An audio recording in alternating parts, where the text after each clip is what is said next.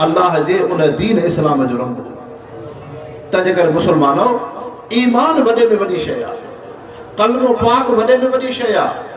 तंहिंजे करे ईमान ऐं कलमे जी इहा तासीर आहे त क़ुरान शरीफ़ इंसान जे दिलि ते असर कंदो। ॾिसो तव्हां असां मुसलमान हो, 11 महीना तव्हां असां रोज़े जी इबादत खां दूर हूंदा आहियूं, क़ुरान शरीफ़ सां एतिरो तालुक़ न हूंदो आहे जेतिरो रमज़ान में हूंदो आहे। रोज़े जी इबादत पंहिंजे नफ़्स ऐं जान खे मुशक़त तकलीफ़ में बुख फाके में रखंदा आहियूं, लेकिन रमज़ान शरीफ़ में तमाम मुसलमाननि खां उहे गुनाह न थींदा आहिनि जेके 11 महीना गुनाह थींदा।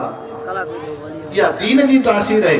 जॾहिं इहो इंसान कुफ्र शिरक खां निकिरी दीन इस्लाम जी रोशनाईअ में ईंदो, क़ुरान पाक सां तालुक़ रखंदो, रब जे आॾो सजदो निमाज़ पढ़ंदो, अल्लाह जी इबादत बंदगी में ईंदो, त क़ुरान शरीफ़ हिन इंसान में अहिड़ो कमाल पैदा कंदो जो तोड़े भी दुनिया जे कहिड़े भी मुआशरे जे अंदरि हूंदो, लेकिन इहो इंसान गुनाह खां बची वेंदो।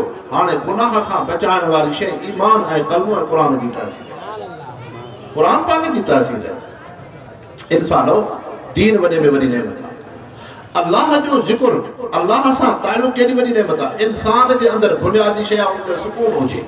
सॼी दुनिया इन में त यानी हरकत करे थी, माण्हू धंधो छो कंदो आहे, कारोबार छो कंदो आहे, बिज़नेस छो कंदो आहे, बैंक बैलेंस छो रखंदो आहे, मुंहिंजी ज़िंदगी सुकून जी हुजे।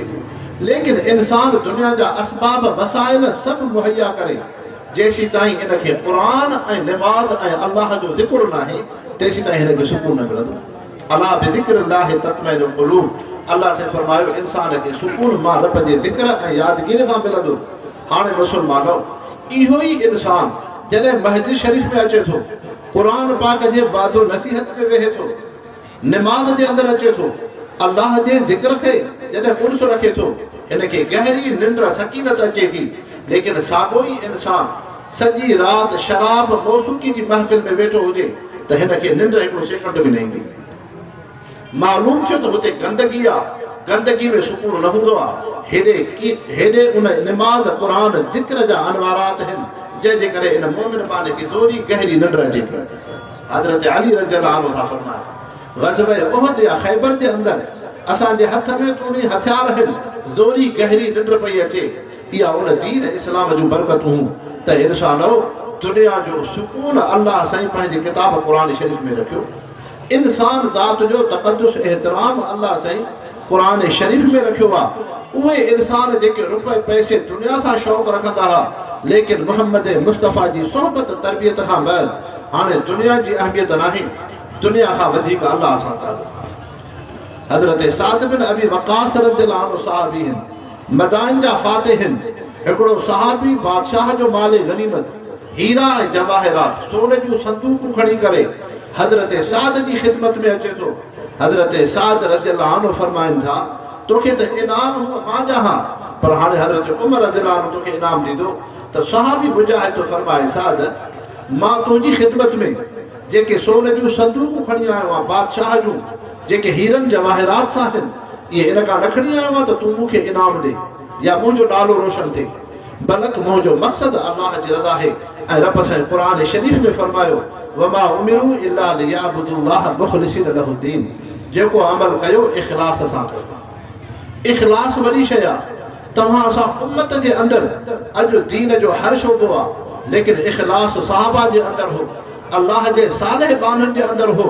तॾहिं मोहम्मद मुस्तफ़ा फरमायो, लव अनफ़क़्तुम मिस्ल उहदिन मिन ज़हबिन मा युमासिलु मुद्द अहदिन मिन असहाबी। फरमायो मुसलमानो, तव्हां उहद जबल जेतिरो सोन अल्लाह जे रस्ते में ख़ैरात कयो, तव्हांजे मदे मुक़ाबिल मुंहिंजे सहाबी ॿ सेर अल्लाह जे रस्ते में ॾिना हुजनि, सहाबीअ जे ॿिनि सेरनि जे बराबरि तुंहिंजो उहद जबल सोन जो नथो थिए। जेको इख़लास सहाबा जे क़ल्ब में आहे, तुंहिंजे मुंहिंजे क़ल्ब ऐं दिलि में उहो इख़लास न आहे। हाणे हज़रत साद रज़ियल्लाहु अन्हु थो उन सहाबीअ जो जाइज़ो वठे, न इहो इनाम थो वठे, न इहो पंहिंजो को मूंखे को उहो जेको आहे इलाइक़े सां को वाबस्ता रखे थो। हज़रत साद रज़ियल्लाहु अन्हु हिकिड़े सहाबीअ खे फरमाए थो, वञे हिन जो घरड़ो ॾिसी आ। जॾहिं घरड़ो सहाबीअ जो ॾिसी उहो ख़ादिम सहाबी वापसि अचे थो, उनजे अखियुनि मां लुड़का था अचनि। हज़रत साद बिन अबी वक़ास रज़ियल्लाहु अन्हु पुछनि था उन सहाबीअ सगोरे खां त तुंहिंजी जिस्म ते उन ख़ौफ़ ख़ुदा जो असर छो आहे? चे अजीब नबी पाक सल्लल्लाहु अलैहि वसल्लम जो सहाबिया घर में बचड़ा हिन जा भुख ते हिन 4 दिहाड़ा थिया हिन घर में बच्चा हिन जो हिन जे बच्चन के खाइण का काशे कोने घर में चूल्हे में बाहि नथी बरे लेकिन मोहम्मद मुस्तफा जे सहाबिये जी नज़र सोन संदूकन हीरन जवाहिरात जे मथा नाहे अल्लाह सा कामिल ताल्लुका हजरत साद जे अखिन में लुढ़का आया हजरत साद रज़ियल्लाहु अन्हु फरमायो ऐ मोहम्मद मुस्तफा मां तुझे दीन तरबियत ता कुर्बान वना उहे इंसान जन वट रुपए पैसे दुनिया जी अहमियत हुई हीरन जवाहिरात जी अहमियत हुई तू उन्हनि खे अहिड़ी क़ुरान जी दौलत ॾिनी तू अहिड़ो ख़ालिक रब सां जोड़ियो चाहे हीरन ऐं जवाहिरात जूं संदूकूं आहिनि लेकिन इन सहाबीअ जा बचड़ा बुख ते आहिनि इहो ख़्यालु नथो थिए त हिकिड़ो को हीरो खणा का हिकिड़ी का क़ीमती शइ खणा को हिन खां का मां हिन खां को हिन जो को जिज़ियो वठां लेकिन ऐं अल्लाह जा रसूल तुंहिंजे उन हीअ क़ुरान जे दीन जे माहौल जे मथां क़ुर्बान वञा अहिड़ा तो इंसान दुनिया जे मुआशिरे खे ॾिना जो दुनिया में उनजो मिसाल ई पेश नथो थिए इंसान हो या साहबा जी ज़िंदगी हज़रत उमर फारूक रज़ियल्लाहु अन्हु के हज़रत ख़ालिद बिन वलीद अर्ज़ कयो साईं शाम जे इलाके जे तरफ़ वञूं था साम्हूं रूमिन जी फ़ौज 1 लख आहे लेकिन तव्हां उन्हनि जी फ़ौज 20 लख आहे तव्हां बि एॾी वॾी फ़ौज मुजाहिद मोकिलियो हज़रत उमर रज़ियल्लाहु अन्हु ख़ालिद बिन वलीद खे फरमायो ख़ालिद मां 20,000 साहबी ॾींदुमि हज़रत ख़ालिद बिन वलीद अर्ज़ कयो काॾे 20 लख काॾे 20,000 हज़रत उमर फारूक रज़ियल्लाहु अन्हु फरमायो ख़ालिद बिन वलीद हे उहे मोहम्मद मुस्तफ़ा जी पाकीज़ा जमात आहे हिननि खे अल्लाह सां अहिड़ो कामिल ईमान ऐं यकीन ऐं दौलत आहे जो 1,000 सहाबी सगोरा साम्हूं 1 लख फ़ौज हुजे रूमिन जी त मोहम्मद मुस्तफ़ा जे सहाबियुनि जे अंदरि अल्लाह सां इहो कमाल रखियो आहे 1,000 मुसलमान 1 लख फ़ौज सां मुक़ाबिलो करे था कनि ऐं थियो बि ईअं शाम जी जंग में ख़ालिद बिन वलीद सां 20,000 सहाबी आहिनि अॼु 20 लख रूमी फ़ौज है लेकिन 20,000 मुसलमान 20 लख के शिकस्त पियो ॾे दुनिया जा इंसानो कहिड़ी कुवत हुई अफरादी कुवत न हुई ईमान जी दौलत हुई अल्लाह सां ताल्लुक हो रब जो सजदो हो मोहम्मद मुस्तफ़ा जी सुन्नत हुई खौफ़ खुदा हो जेके उहे इंसान हा जॾहिं उहे सहाबी सगोरा हज़रत साद बिन अबी वक़ास जॾहिं सहाबिन जो लश्कर वठी 300 सहाबी जॾहिं उन हीअ फारस जे तरफ़ अचे थो शाह रुस्तम फारस जो बादशाह हुआ पंहिंजे जासूसनि खे मोकिले वञो ॾिसिजो मुसलमाननि जो जाइज़ो वठिजो कहिड़ी कुवत ताक़त है मुसलमाननि खे जेके मदीने खां हली फारस जे तरफ़ अचनि था जॾहिं हुन जा जासूस साहबिन जो जाइज़ो वठी वापसि विया चे शाह रुस्तम जो मुक़ाबिलो न कंदे चे छा वजह आहे चे उहे अफ़रादी कुवत में वधीक आहिनि चे न तुंहिंजी फ़ौज 3 लख है हो 3,000 आहिनि चे भला जंगी सामान खणो अथनि चे न उहो बि घटि आहे चे छा वजह आहे शाह रुस्तम खे पंहिंजा जासूस नुमाइंदा चवनि था शाह रुस्तम फारिस जा बादशाह तुंहिंजी फ़ौज जॾहिं वेंदी आहे उन्हनि खे मौसूकी हूंदी आहे औरत खां बगल में हूंदी आहे ज़िना ऐं बुराईअ जा ख़्याल हूंदा आहिनि इंसाननि जे माल ऐं दुनिया ते नज़र हूंदी आहे हुते उहे अल्लाह जे नबीअ जा सहाबी आहिनि हुम बिल्लैल रुहबानन व बिन्नहार फुरसाना जेके राति जो राहिब आहिनि अखियुनि मां लुर्क हारे रब खे राज़ी था करनि अल्लाह से असांखे उन हीअ ज़ुल्म उन हीअ यानी साम्हूं जेका जंग आहे उन जंग में फतह ॾियण वारी असांखे का बि कुवत ऐं ताक़त कोन्हे रब साईं इहा कुवत ऐं इहा ताक़त तो अल्लाह जे तरफ़ आहे तंहिंजे करे ॾींहं जो मैदान जिहाद में हलनि था का औरत साम्हूं थी अचे त बेहयाई जी नज़र नाहे ज़ुबान ते अल्लाह जो ज़िक्र आहे इंसान ज़ात जो एहतराम आहे शाह रुस्तम फारस जो बादशाह पंहिंजे जासूसनि खे चवणु लॻो जेके तव्हां ॻाल्हियूं मुंहिंजे साम्हूं कयो था बराबरि मुसलमान अहिड़े अंदाज़ सां आहिनि त को दरियाह ऐं जबल मुसलमाननि जो रस्तो नथो रोके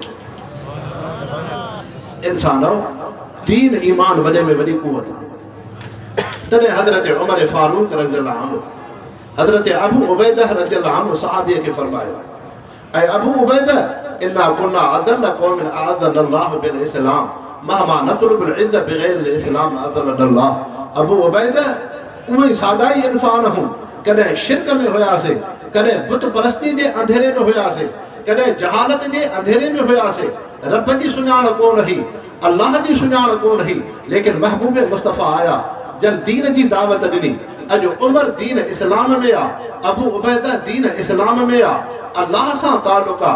फरमाइनि था उमर रज़ियल्लाहु अन्हु अबू उबैदा तुंहिंजी मुंहिंजी इज़्ज़त दुनिया जे लिबास पोशाक में कोन्हे, तुंहिंजी मुंहिंजी इज़्ज़त महबूब मुस्तफ़ा जे सुन्नत ऐं सीरत में आ। उमर त साॻियो ई आहे, लेकिन अॼु कुफर इन जे करे उमर खां ॾुजे थो, मुहम्मद मुस्तफ़ा जी सुन्नत ऐं सीरत आहे। अबू उबैदा इज़्ज़तूं दुनिया जे रौनकुनि में नथी, इज़्ज़तूं मुहम्मद मुस्तफ़ा जी सुन्नत ऐं सीरत में। हज़रत अमीर मुआविया रज़ियल्लाहु अन्हु जे ख़िलाफ़त में अफ़गानिस्तान जो बादशाह हुआ हिकिड़ो दहरियो, जेको सालाना उनखे जिज़ियो ॾींदो। लेकिन हज़रत अमीर मुआविया पाण ईंदा हुआ, जिस्म ते कपिड़ो सादो हूंदो हो, लेकिन हज़रत अमीर मुआविया खां बाद हाणे मुसलमाननि खे ख़्यालु थियो त अफ़गानिस्तान जो जेको दहरियो बादशाह हुआ सालाना मुसलमाननि खे जिज़ियो टैक्स ॾींदो आहे, हाणे ईअं कयूं सुठनि घोड़नि ते वञूं, उम्दह लिबास सां वञूं। जॾहिं उते आया त उन दहरीअ चयो उहो मुसलमान ॿियो जेको पहिरियां ईंदो हो उहो ॿियो हो, तव्हां ॿिया हो। चए न असां उहे मुसलमान हो। चए अच्छा उहे ई मुसलमान हो। उनखे त घोड़ो सादो हूंदो हो, उनखे त लिबास सादो हूंदो हो, उहो त दबदबे ऐं एॾी हशमत सां न ईंदो हो, तव्हां वॾे दबदबे हशमत सां आया हो, तंहिंजे करे उनखे टैक्स ॾींदो हो, उहो ईंदो त टैक्स ॾींदो, तव्हांखे मां टैक्स न ॾींदुमि। चए न जे न ॾींदे त तोसां जिहाद कंदासीं। चए अच्छा तव्हां मूंसां जंग कंदो, जिहाद कंदो? उहो दहरे थो चवे जे तव्हां जिहाद कंदो मां बि तव्हांजे साम्हूं पंहिंजी फ़ौज लाहींदुमि। हाणे उहो दहरियो थो चवे उहो जेको तव्हांजो मुसलमान ईंदो हो, जंहिंजो जिस्म ॾुमरो नहीफ़ हो, जंहिंजी ज़िंदगी सादी ही, उनजे अचण सां मुंहिंजे जिस्म ते रोब हो। तव्हां जॾहिं दुनिया जे रौनकुनि सां मुंहिंजे साम्हूं वेठो त मुंहिंजे जिस्म ते असर ई न थियो, मूंखे यकीन थियो त तव्हां सां मां मुक़ाबिलो करे सघां थो। उन इंसान जे अचण सां मुंहिंजे दिलि में हिकिड़ो ख़ौफ़ ईंदो हो, मालूम थियो त मुहम्मद मुस्तफ़ा जे सुन्नत सीरत जी तासीर। त मुसलमानो अॼु पूरी रुए ज़मीन ते उम्मत मुस्लिम छो मज़लूम आहे? यहूदी दीन इस्लाम जा दुश्मन बराबर दीन जा दुश्मन आहिनि, इनमें कोई शक कोन्हे। लेकिन थोरो तव्हां असां पंहिंजे अकुल ऐं गहराई जे अंदरि ॾिसो, असां मुसलमान जे अंदरि निमाज़ केतिरी आहे, अल्लाह जो सजदो केतिरो आहे, रब सां इबादत केतिरी आहे। हज़रत ख़लीफ़ा अहमदीन जरारवी रहमतुल्लाह अलैह, हज़रत हमादुल्लाह हालिजवी जा ख़लीफ़ा आहिनि। सखर जे अंदरि दीनी इज्तिमा में अचनि था। फरमायो मुसलमान 313 मुसलमान अहिड़ा उथनि जंहिंजी 40 सालनि खां उमिरि मथे हुजे ऐं उन्हनि खे ज़िंदगी भर 5 वक़्ति निमाज़ त न वई हुजे, पर उन्हनि खां तहजुद जी निमाज़ बि क़ज़ा न थी हुजे। 313 तव्हां मुसलमान उथो, उन जो अमीर मां हूंदुमि, मां तव्हांखे हिंदुस्तान फतह करे ॾींदुमि। हाणे जॾहिं मजमा मां माण्हू उथिया त चंद माण्हू उथिया, 313 न उथिया। ख़लीफ़ा अहमदीन रहमतुल्लाह अलैह क़ुरान शरीफ़ मथे ते रखी फरमायो मुसलमानो तव्हां मुसलमाननि में एॾी कमज़ोरी आहे, अल्लाह जो सजदो निमाज़ तव्हां में नाहे। जे अॼु 313 मुसलमान उथनि हा, उन्हनि जो अमीर मां थिया हा, मां तव्हांखे हिंदुस्तान फतह करे ॾियां हा। जे फतह न करे ॾियां हा त अहमदीन मूं ते नालो न रखियो आहे, कंहिं गॾह ते नालो रखियो आहे। उन्हनि अल्लाह वारनि खे यकीन हो जंहिं रब जी असां बंदगी ऐं सजदो कयूं था, उहो रब यकीनन दीन इस्लाम खे फतह ॾियो। मुसलमानो जेकॾहिं हिन इज्तिमा में जेके तव्हां दीनी जलसे में आया हो, जेकॾहिं तव्हां खां पुछिजे त निमाज़ी घणा आहिनि त निमाज़ी इंसान थोरा थी पवनि। ऐं इंसानो तव्हां असांजे लाइ दुनिया आख़िरत जी भलाई अल्लाह जो सजदो निमाज़ आहे, मुआशिरे जो सुधारो दीन इस्लाम जे अहकामनि में आहे। क़ुरान शरीफ़ छा फरमायो? निमाज़ क़ाइमु कयो, निमाज़ पढ़ो, निमाज़ पढ़ो, निमाज़ पढ़ो। लेकिन जिथे बि क़ुरान पाक हुकुम कयो निमाज़ जो, उते क़ुरान शरीफ़ अजीब अंदाज़ सां बयानु कयो, अक़ीमु सलात, युक़ीमून सलात, मुक़ीमु सलात, इक़ामत जो लफ़्ज़। इंसानो इक़ामत छा खे चइबो आहे? इक़ामत अरबी जे अंदरि इनखे चइबो आहे त को अरब शकोरा का काठी ॾिंगी हूंदी हुई, बाहि सां गरम करे उनखे सिधो कंदा हुआ, पोइ चइबो हो अक़ामल ख़श्ब, इन इंसान काठीअ मां ॾिंगाई खे ख़तमु कयो। रब फरमाए थो अक़ीमु सलात। ऐं इंसानो तव्हां में दुनिया जो हिर्स हवस आहे, तव्हां में दुनिया जी इज़त शोहरत आहे, तव्हां में हसद कीनो बोज़ आहे, तव्हां इंसान जे अंदरि अल्लाह सां तालुक़ नाहे। जॾहिं तव्हां मां रब जी मुहबत में निमाज़ पढ़ंदव त निमाज़ तव्हां इंसाननि मां ॾिंगायूं कबातूं ख़तमु करे छॾींदो। तंहिंजे करे तव्हां मुआशिरे जे अंदरि ॾिसो, निमाज़ी बेनिमाज़ी इंसान खे बराबरि बीहारियो, बराबरि तुंहिंजी मुंहिंजी निमाज़ उहा नाहे, लेकिन अल्लाह जो फज़ल आहे तॾहिं बि तव्हांखे दुनिया में फ़र्क़ु महसूसु थींदो। निमाज़ी इंसान बेनिमाज़ी जी ज़िंदगीअ में राति ॾींहं जो फ़र्क़ु हूंदो। बराबर नमाज़ी इंसान में को तक़वा परहेज़गारी नाहे, लेकिन बावजूद इन जे नमाज़ जी तासीर एतिरी हूंदी जो बेनमाज़ी खां नमाज़ी जे अंदर अखलाक खूबियूं वधीक आहिनि। तंहिंजे करे इंसान अल्लाह जो सजदो रब सां ताल्लुक़ वॾी शइ आहे। ख़ासि तरह सां शाबानुल मुअज़्ज़म जो महीनो आहे, हिन महीने जी वॾी फज़ीलत आहे। हुज़ूर पाक सल्लल्लाहु अलैहि वसल्लम शाबान जे महीने में रोज़ो घणो रखदा, घणो रोज़ो रखदा। अम्मा आयशा रज़ियल्लाहु अन्हा थी फरमाए, रमज़ान खां बाद जंहिं महीने में घणे खां घणो रोज़ो नबी पाक सल्लल्लाहु अलैहि वसल्लम रखदा हुआ, शाबान जो महीनो हूंदो, छो रोज़ो घणो रखदा? उन जूं हिकमतूं इहे आहिनि। हिकिड़ी इहा हिकमत आहे त पूरे साल जी इंसान जी रिपोर्ट रब वटि जेका हाज़िर थींदी आहे, शाबान जे महीने में पेश थींदी आहे। इन जे करे हुज़ूर पाक सल्लल्लाहु अलैहि वसल्लम रोज़ो घणो रखंदा हुआ ताकि मां मोहम्मद मुस्तफ़ा जी कारगुज़ारी सालाना रिपोर्ट रब वटि रोज़े जी इबादत सां हुजे। उम्मत खे तालीम हुई ताकि उम्मत शाबान जे महीने में घणे खां घणो रोज़ो रखे। ॿी इहा हिकमत हुई, पैगंबर करीम सल्लल्लाहु अलैहि वसल्लम शाबान जे महीने में इन जे करे घणो रोज़ो रखंदा हुआ त 15 शाबान जी राति मलकुल मौत साह कढण वारे फ़रिश्ते जे तरफ़ अल्लाह सही रजिस्टर हवाले कंदो आहे। 15 शाबान खां ईंदड़ 15 शाबान ताईं जॾहिं इंसान जे मथां मौत ईंदो, मौत जो रजिस्टर फ़रिश्ते जे हवाले थींदो आहे। महबूब मुस्तफ़ा इन जे करे 15 शाबान खां पहिरियां घणे खां घणो रोज़ो इन जे करे रखंदा हुआ ताकि मां मोहम्मद मुस्तफ़ा जो अमल जेकॾहिं उन फ़रिश्ते वटि रजिस्टर मौत जो हुजे त उन में मुंहिंजो अमल रोज़े जो हुजे। उम्मत खे तालीम हुई ताकि उम्मत घणे खां घणो रोज़े जी इबादत में हुजे। टियों, हुज़ूर पाक सल्लल्लाहु अलैहि वसल्लम इन जे करे रोज़ो घणो रखंदा हुआ, इन जे करे रोज़ो घणो रखंदा हुआ त महबूब मुस्तफ़ा रमज़ान जे फज़ीलतुनि तक़रीब ऐं ताज़ीम में उन शाबान जे महीने में रोज़ो घणो रखंदा हुआ। तंहिंजे करे इंसानो 15 शाबान जी राति लैलतुल क़द्र जी राति उहे बरकतुल भलायूं रातियूं आहिनि। हज़रत पीरान पीर अब्दुल क़ादिर जीलानी नव्वरल्लाहु मरक़दहु फरमाइनि था, अल्लाह साईं इंसाननि खे 2 ईदां ॾिनियूं आहिनि, ईद उल उज़हा ऐं ईद उल फितर। लेकिन रब साईं फ़रिश्तनि खे 2 ईदां ॾिनियूं आहिनि, हिकु शब बरात ॿियो लैलतुल क़द्र। तंहिंजे करे फ़रिश्ता राति जो निंड न कंदा आहिनि, निंड खां पाक आहिनि। अल्लाह साईं फ़रिश्तनि खे ईदां ॾिनियूं, हिकु 15 शाबान जी राति, ॿी लैलतुल क़द्र जी राति। तंहिंजे करे 15 शाबान जी राति वॾे में वॾी फज़ीलत वारी आहे। पैगंबर करीम सल्लल्लाहु अलैहि वसल्लम फरमायो, 15 शाबान जी राति अल्लाह जे तरफ़ां ख़ुसूसी मग़फ़िरत माफ़ी जो ऐलान थींदो आहे त को इंसान रब खां माफ़ी वठे त रब तो फरमाए, हल मिन मुस्तग़फ़िरिन अग़फ़िरु लह, मां उनखे माफ़ कयां। सांझीअ खां वठी सुबुह ताईं रब जे तरफ़ां माफ़ी जो ऐलान थींदो आहे। तंहिंजे करे 15 शाबान जी राति वॾी फज़ीलतुनि बरकतुनि वारी राति आहे। महबूब मुस्तफ़ा फरमायो, 2 इंसाननि खे माफ़ी न मिलंदी आहे, हिकु मुशरिकुन ॿियो मुशाहिन। मुशाहिन मुशाहिन जूं मानाऊं मुख़्तलिफ़ आहिनि अरबी जे अंदरि। हासिद ऐं जंहिं इंसान में कीड़ो आहे उनखे बि मुशाहिन चइबो आहे। जेको बिरादरी खे टोड़े उनखे बि मुशाहिन चइबो आहे।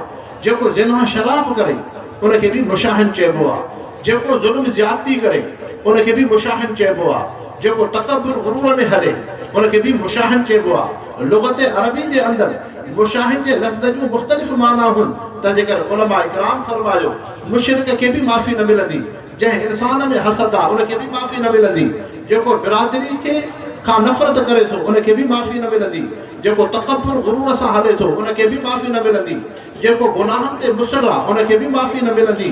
तंहिंजे करे इंसान 15 शाबान जी भलारी राति अचण वारी आहे। छो न तव्हां असां इंसान रोज़ो जी इबादत कयूं, नेक अमल कयूं। कम से कम जेकॾहिं रोज़ो नथा रखूं त पोइ कम से कम इंसान ईअं त करे जो इहे ॾिहाड़ा इहे रातियूं इंसान ग़फ़लत गुनाहनि में न गुज़ारे, बल्कि रब जे ज़िक्र इस्तिग़फ़ार ऐं बंदगी में गुज़ारे ताकि तव्हां असांजो अमल नेक साल रब वटि पेश थिए। ऐं मुस्लमानो, हिकिड़ी शइ सम्झो, 15 शाबान जी राति पैगंबर करीम सल्लल्लाहु अलैहि वसल्लम का इबादत मख़सूस न आहे कई, का इबादत मख़सूस न आहे कि हेतिरा नफ़िल पढ़ो न।